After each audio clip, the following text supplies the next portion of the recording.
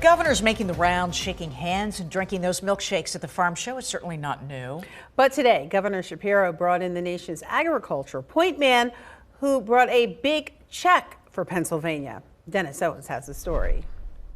I think the future is really bright for ag in Pennsylvania. Made brighter by $26 million from the feds, delivered by U.S. Agriculture Secretary Tom Vilsack to Governor Josh Shapiro.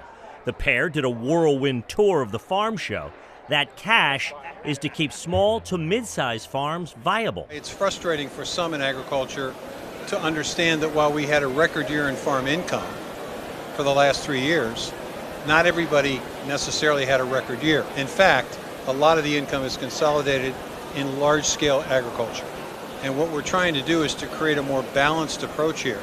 Shapiro said his budget steer capital to keep younger and vulnerable farmers on their land, and there's cash for VOTEC programs. When I think of VOTEC, of course I think of welding, of course I think of plumbing, but I also think of farming. We've got to make sure that those investments continue. Shapiro praised Ag Secretary Russell Redding for working on Christmas to minimize an avian flu outbreak. Thanks to their incredible work over 36 or so hours, we're able to contain that, and it did not spread. What these folks did at the Department of Agriculture saved livelihoods. At the farm show, there was the usual handshaking and milkshake drinking, but Vilsack did remind that food security is national security. Let me ask this question.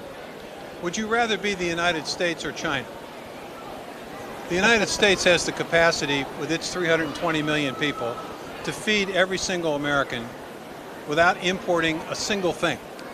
We grow and raise enough. China cannot feed its own people. Who do you think is more secure? And the folks who provide that security are celebrated at the farm show. In Harrisburg, Dennis Owens, ABC 27 News.